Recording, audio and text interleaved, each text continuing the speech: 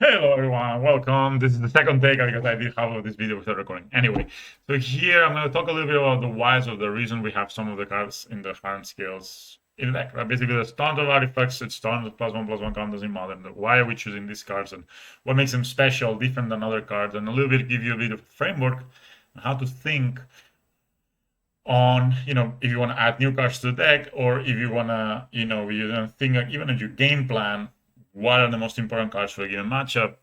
I think, I hope it helps. It's also, for new players, it's a little bit into the deck construction. Why is the deck structure is this? Of course, you can just follow what we say or I say, but it's also nice to think about it yourself and try to come up, try to realize and understand the reasons why, and then of course that can help you adapt yourself to the meta. So let's get into it. So first of all, the mega staples. So these are the cards that usually kill your opponent. These are the cards that were basically always part of the deck since the very beginning. At least the Ravager skills and Enigmas were always the main kills of the deck, the main way you actually would win the game. And especially back in the day, skills was not so much of a grindy deck; was more of a you could grind with animation module and sort of get and all of that, but you were mostly a fast skill deck, a deck that could from turn 3 onwards, and normally you could present a lethal threat, right? You could present a 10-10 ballista, the king mouse because you have Mox Opal, and there was also way less interaction back then. There was not, meltdown, there was no Wrath of the Skies, there was no subtle, force of negation, no solitudes, no prismatic ending. So Hardened Scales was really hard to interact with for most decks, especially game one. So you generally had a good, when your opponent tapped out, you pretty much had like a good chance to kill them. So that was how that used to be played. And these are basically the cards that most of the time will actually kill your opponent. Like you're either going to make a big King Mouse, you're going to make a big Ballista, and thanks to Scales and Ravager, which are the kind of main enablers of the deck, you will win the game, right? So Ravager and Scales together is basically what makes the deck be the deck, right? Like the idea that you can basically sacrifice any number of artifacts you have to put the same amount of counters to a Ravager, but you basically get an extra counter every time. And then you can move all those counters to one of these big threats that are basically kind of cheating by playing poison or by being basically a walking fireballing, walking ballista. Makes this kind of, this is what makes the deck the deck. If these cards were not existing, if any of these cards was not existing, we probably would not be playing the deck. So if Ballista wasn't existing, the deck would not be as strong. If Emos wasn't existing, the deck would not be strong. I know some people have talked about cutting Emos, but the fact that basically Emos has double track. And when and it has this alternative win condition, to infinite life and stuff like that. So it's really, it's one of the staples of the deck. I think to me, there's no reason to ever think of cutting this, and it's such a low like addition cost to add to the deck because it's just basically alliance, right? So Ballista is also our main interaction piece, so it allows us to ping things down. It allows us to kill opponents' creatures, planeswalkers, etc. So it's just fantastic card, and of course Ravager gives the deck this ability to be so resilient because basically every removal spell it just turns into more counters to Ravager, and if they try to target the Ravager, it's very difficult because you can almost always make it go past a certain amount of damage. But even if they can kill the Ravager, let's say with a Fatal Push, you can always move the counters to something else. So it's kind of this very sticky, hard to deal with board states that Ravager creates. And again, this was a lot more true back in the day when 2018 and stuff, when you had Mox Opal and there was really like, the removals of choice were like Lightning Bolt, Fatal Push, Path to Exile. Nowadays, and of course there was Supreme Verdict, but nowadays it's a lot harder to pull that off because it's cost like prismatic and lane binding, Solitude that can, one up the Ravager, but still it is a great strategy and this is kind of the main core. And I would say that if you're very good at playing with these cards, you're gonna be very good at Scales. So this is actually what you need to put your focus on. A lot of the times you can get away winning games with Saga and Rings and whatever, but this is, the true skill of the deck comes into really utilizing Ravager, Scales, Ballista, Nemos. So yeah, these are the cards that have always been part of the deck, and I mean, unless Wizards print something crazy like a 1-mana Ravager, a 1-mana Ballista, a colorless Hardened Scales, like a Blinkmoth Nexus that has double strike or something like that, I would say that these cards will remain in the staples for ever. Then we have the powerful Plan B, and I think this is the Plan B, guys. Saga, and though it's an extremely strong card, it is a Plan B of the deck. So, and this is something that I think is good and important to understand. Even though Patchwork is perhaps the best turn to play we have right now because it allows you to put pressure on your opponent removal, it's really, really difficult to interact with. It grows out of ball range super quickly. It attacks very well. It grows basically like the sooner you play it, the bigger it grows. It is still a plan B. This is I always feel that patchwork is kind of this guy you send out first to kind of draw all the opposition in, like draw all the defenses. And when your opponent has to tap out or has to basically do something, start jumping the patchwork or something, then you go with a Ravager Ballista kill afterwards, right? So I think this is kind of a lot of the times I play patchwork up, and you shouldn't be too sad if patchwork gets countered, because in the end of the day, it was only a plan B. But the idea is to really, this puts the early pressure, so it gives you a window to be able to kill your opponent with the stable cards. Similar thing with Saga. I think Saga is obviously, you can definitely win the game, especially a lot of game ones can be won with versus Saga. And actually, if you know the matchup in Ghent, when we was open deck list, I would like look at certain matchups and be like, okay, this is a Saga matchup. Like I can just mulligan to a Saga and 2 other lands, and with almost anything else in my hand, I can win the match, because it's just versus Mortite and they have no answer to it, or it's versus Red Black Scam and they have no answer to it because they didn't have Blood Moon main deck. So yeah, Saga is this amazing plan B that's just creates it's just perfect, right? Because it creates creatures that they need to deal with, and it gives you an enabler later on, like an Autolithos Sabas, which allow you, or whatever, one mana out if you want to play, that allow you to actually win the game with Ravager Ballista. You see how it goes, right? Like, these guys work really well with the other guys, the first ones, because it allows us to basically draw your opponent's resources to dealing with this, and then you just use the other cards to actually win the game. These cards usually win the grindy matchups, like control decks are normally weak to Saga and Patchwork, and Ring, because they're obviously a lot better grindy cards than Ravager and Ballista. But of course, don't kill people so fast. The One Ring falls a similar category, where the One Ring, it's basically giving us this plan B. Like, if you're able to, you run out of resources, you don't have Ballista and Ravager, your opponent has been trading resources, has a million removal, you just slam a ring, and it allows you to get this like lift, where it gets you a lot of cards all of a sudden. It allows you to trade your life for cards, and you can trade your life for cards. And we have basically a colorless mana base. It allows you to recoup, get your new Ravagers, new Ballistas, and win the game that way. So it's a plan B, in the sense that the plan A of the game, of the scale, is not to play a ring and outgrind your opponent. So the plan is to kill your opponent. But a lot of times will happen that will be depleted of resources, and the ring can be a way to win it. Also, some matchups, they're not putting any pressure on life total, and they're just banking on trading. So if you get an early ring, it can be GG, because you can draw up to 15 cards and your opponent will not have no way, even if you're just throwing them, at their face, eventually something is going to stick and you're going to win the game. And another Soul Cauldron is an incredibly powerfully plan B, because what this basically does is it turns all the other cards in the deck into the main staples of the deck. So it turns all your cards into Ravagers, all the cards into Ballistas, turns your Ingmas into a Ballista, your Ingmas into a Ravager. So it gives you like this exponential power, which is really, really cool in my opinion. Like, this card is fantastic, because it even the deck will be playable without it, but it just gives it amazing redundancy, where you're not, even if they deal with the Ravager, now you have everything else to be a Ravager, and even if they deal with the Ballista, everything is also Ballista. So this is really one of the better enablers of the deck, but it's actually sort of a plan B in a way, and I actually cut a lot of these times, like side where I can 1 or 2, because in the end of the day, this is not the main plan. The main plan is not to get something in the graveyard and exile it. The main plan is to kill them, right? And some games it actually works really well to have Cauldron, but some games you draw too many Cauldrons and you have nothing in the graveyard and have nothing to put counters on, it becomes kind of a useless card on its own. So that's why I consider it a powerful plan B, because I would rather just kill my opponent with a 10-10 Ballista. I don't need to go through the hoops of, my Ballista dying, playing a Cauldron, putting it into Ravager, and doing all that stuff. But it really gives you this amazing resiliency, and it allows us to use our graveyard we had never used before. So sometimes people will even be in graveyard here against you, which is really great, because it's the only card that cares about the graveyard that we play. So this is the idea, right? So super mega staples, kill.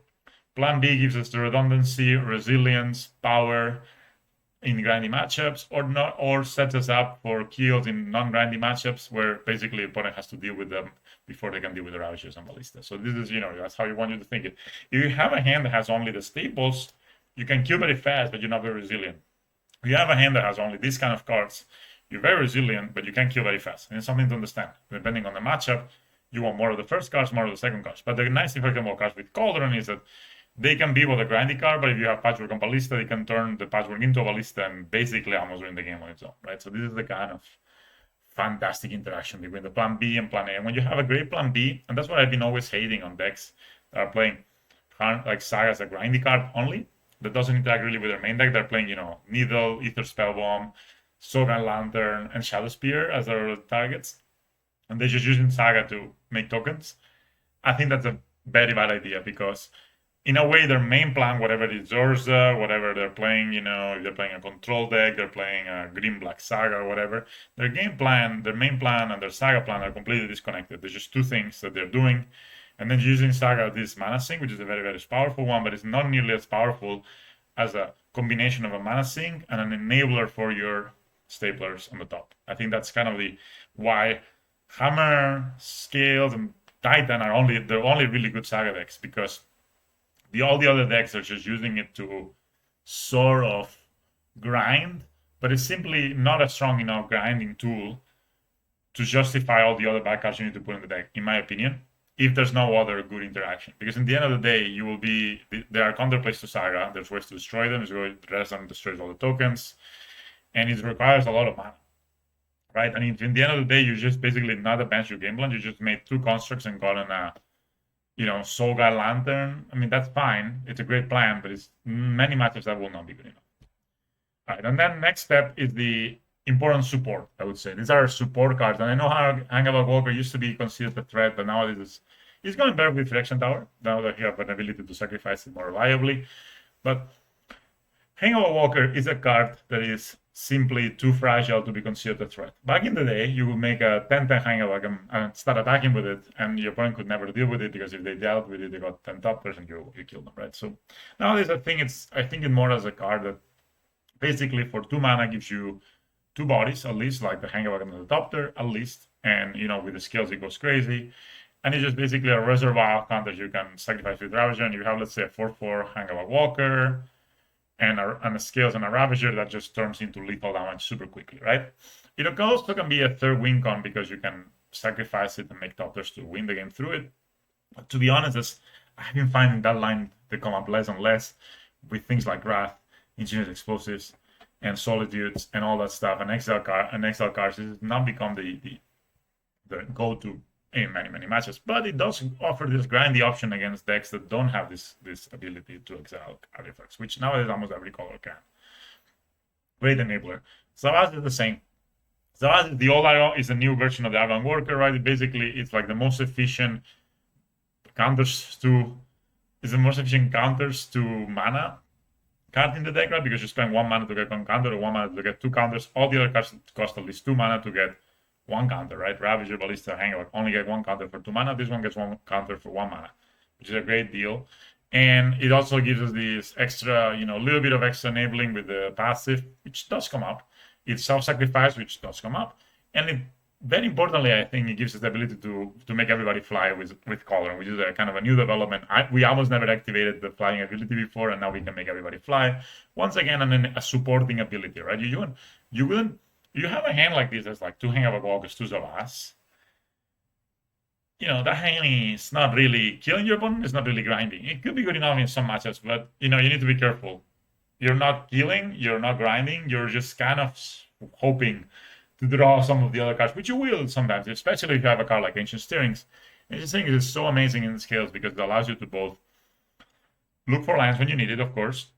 It allows you to find the missing piece of the top, like you're missing the Ravager, you're missing the Scales, or even it allows you to grind, finding the Sagas early game, finding the Patchworks early game, like turn 1 Stirrings for a Patchwork. It used to be really bad to play. People were cutting Stirrings at some point because it used to be really bad to just play turn 1 Stirrings, and then you would rather play more Ozolys or stuff like that. But nowadays, because you have this powerful turn 2 plays in Saga and Patchwork, you actually are kind of sort of happy to play Stirrings because it sets up your power play. So when you have like 8 hits at your best turn 2 play, and you already have 7 cards in hand, that none of them are that, right? So you have like your draw step on the turn 2, and then you do 13 cards deep for a Patchwork or a Saga, which is this powerful turn 2 game cyber plan, plan B sort of. thing. And then it can also allow you to find the ring later on. You find, your grindy cards if you need them, or your missing pieces you need them. So it just kind of does everything. Of course, at a cost of mana, which is normally tempo negative. But in the end of the day, that's where it's probably one of the best counters in the game. And then the Ozolis used to be sort of more like high on the list. It used to be like a 3-off, believe it or not, Ozolis. But nowadays we're playing it as a 1-off. And for me, Ozolis nowadays, I never count as a card that will be anything, adding any resilience to the deck, because anything that kills that kills your creatures also kills the Ozolis. So people will always kill the Ozolis first, and then if you were counting on it to put counters, like if they kill your Hangabug to put the counters on it, that was almost never gonna happen. So the Ozolis nowadays for me is just mostly a card I use to combo kill my opponent, or to fetch with Sagon if I want to combo kill my opponent, because even things like Wrath of the Skies will kill the Ozolis, right? So really, there's no point in having an Ozolis to try to protect your cards. The card that does protect your cards is Welding Jar, and I think Welding Jar is one of the most underrated and strongest support cards, because it both keeps your creatures alive, and it keeps your artifacts alive. It triggers Patchwork. It allows you to kill through one removal spell sometimes. It is a fantastic card, and guys, you shouldn't underevaluate it. And nowadays, a lot of people, when I used to find also with Saga, nowadays I'm finding a lot more Welding Jars with my Sagas, because it allows you to basically retain the power of your most important cards, because finding a card like an Ozolis that will just basically be exiled, just finding a support card is not so important. You would rather find a Welding Jar that can actually protect your non-support cards, like your Patchworks, like your Ballistas, like your Ravagers. That's kind of the thought process behind it. So you can think of this pyramid of aristocracy, where you have the big killers first, but of course only big killers. What happens is that they're not very resilient. Then you have like this resilient, powerful mid-range sort of grindy base in the Rings, Sagas, Patchworks, and Cauldrons, and then you have the supporter roles. And these are the cards that are most likely going to be replaced in the future. And I'm sad for all you that own 4 Inventions Hangable Walkers like I do. But I think I could be easily one day they will if they print something that's like, let's say, 1 mana enabler that's just stronger than Hangable Walker, we'll probably play that. Or if they print one day colorless cantrip that doesn't require green and it is similar to Ancient, we'll maybe play that, and etc. I don't think they'll play anything better than the last, but that's the idea. These cards are potentially the ones that are kind of being cut also a lot of the times when you're starting to go into cyber games, because you don't want to cut the killers. You want to cut the grindy cards in a lot of cyber games because they get more grindy. But cutting Hangable Walker in, like, for example, Yakmas matches where they don't do anything, or cutting Steerings or cutting Zavasas is pretty common, right? Because you actually want to have the powerful cards still in the deck and cut a bit about the support, right? The support needs the main cast. The main cast doesn't necessarily need the support to win. And so this is kind of the idea how I like to think of the main deck cards in Hardened Scales. And of course, this translates to, sorry for just having taken a screenshot. This translates to the deck building, right? You can see we're playing all the possible Ballistas, Ravager scales, and there's almost no question about it. And then, of course, we're also playing 4 Patchworks, 4 Savasses, and stuff like this, because they are kind of great enablers, right? And we do play 4 Savasses because it's sort of the only turn 1, like 1 mana cards that are actually good in the deck, other than scales. So that's the idea. And of course, you need some amount of support to be able to make the things work. And then, but you can see the reason we're not playing 4 Cauldrons is because it's legendary. You don't want to draw more than 1, right? But definitely the card, if it was not legendary or somehow, I don't know how it could work, you'll definitely be playing more than, maybe we'll be playing even the full 4, because the guy is just really that powerful. But 3 has felt strong enough. And then you can see the Hangout numbers. We used to play 4, but we went to make space for the ring. We had to cut something, and they're kind of competing for the same slot of grindy card, but the one is so much more powerful than Hangable Walker, which is also a fairly mana-intensive card. And then it kind of got releaked. Like, there was one of the first ones I had to go was Hangable Walker, right? But because you're not going to cut any other of the other ones, because Savaz is stronger than Hangable Walker. Steerings is not stronger than Hangable Walker, but it allows you to, it's more flexible. And then you're not going to cut any of the main killers.